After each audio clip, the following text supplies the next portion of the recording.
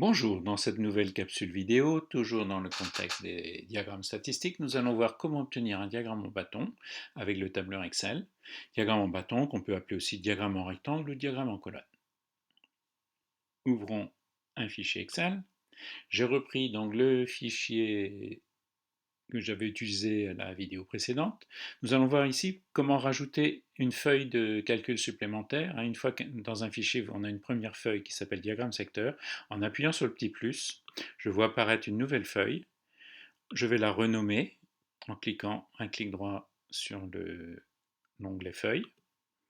On va l'appeler diagramme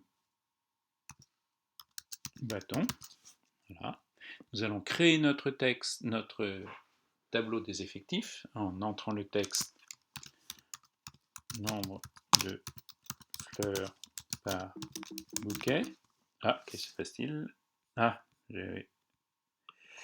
alors on va supprimer. Donc, on va recréer la page. Voilà. Renommer.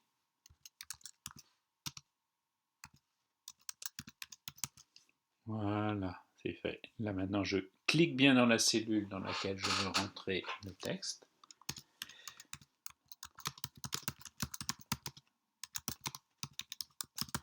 Donc, nombre de fleurs par bouquet.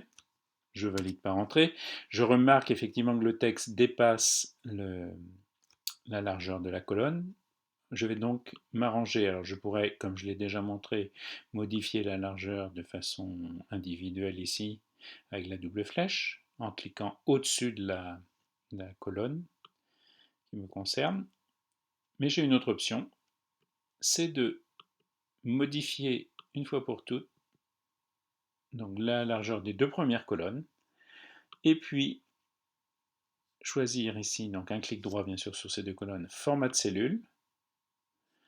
Donc par défaut souvent on est sur nombre ici, donc on choisit l'onglet alignement et puis on coche renvoyer à la ligne automatiquement. Voilà, on peut toujours venir modifier si besoin encore un petit peu la largeur. Voilà. Donc dans la deuxième colonne, le titre va être nombre de ventes.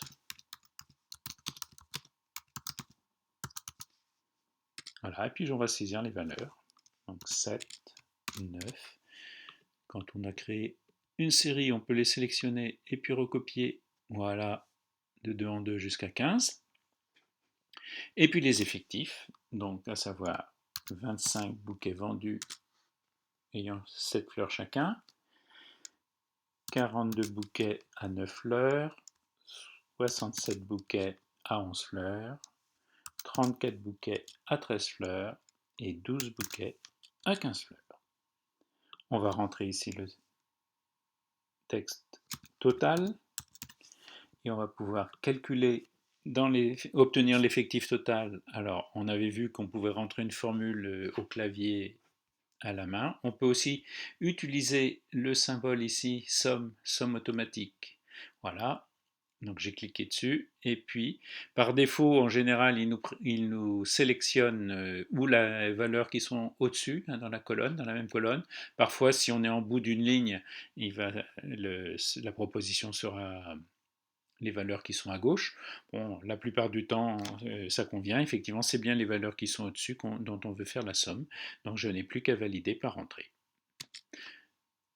Voilà, on a donc 180 bouquets qui ont été vendus. Vous voyez, la formule, bien sûr, voilà la formule que j'aurais pu rentrer au clavier. Égale somme, entre parenthèses, B2, 2.B6. Attention aux deux points ici. Et si vous mettez un point virgule, vous n'aurez la somme que de la première et de la deuxième valeur. Et de la dernière valeur, pardon.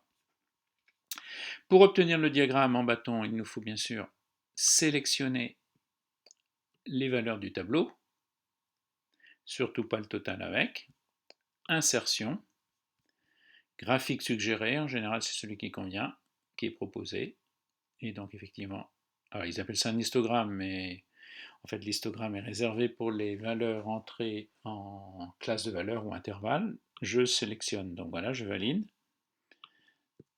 Je vais donner un titre ici plus explicite, hein.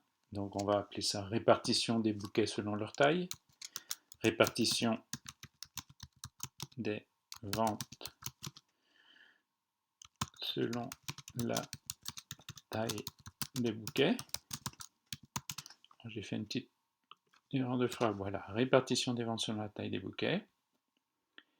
On peut bien sûr déplacer et agrandir le diagramme. Ah, qu'est-ce qui se passe? Voilà.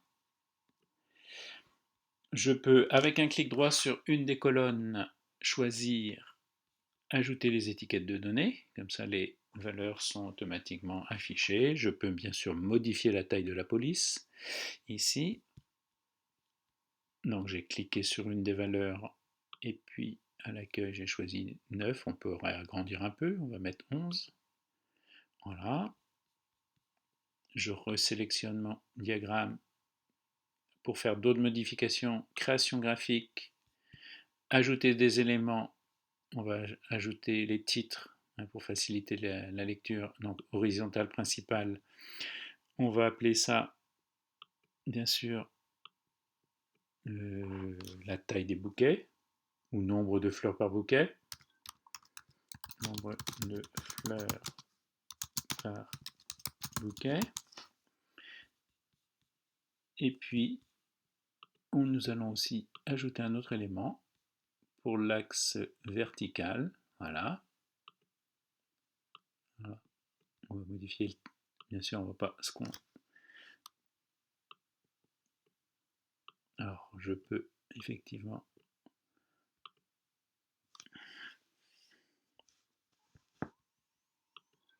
format du titre.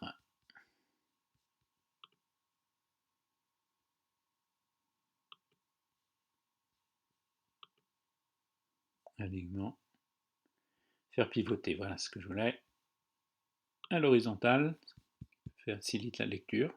Maintenant, c'est une question de choix personnel. Et puis, on va appeler ça le nombre de ventes. Voilà. Modification. Bien sûr, on pourrait modifier la couleur. Ici, remplissage uni. Elle nous empêche de mettre une autre couleur, par exemple en rouge. Toujours possible, bien sûr, de modifier la taille de la police de caractère. Accueil. On va agrandir un petit peu. Voilà. Nous avons donc obtenu plein d'autres, bien sûr, modifications de l'aspect de ce diagramme sont possibles. J'en ai présenté juste quelques-unes. Voilà, cette petite leçon est terminée.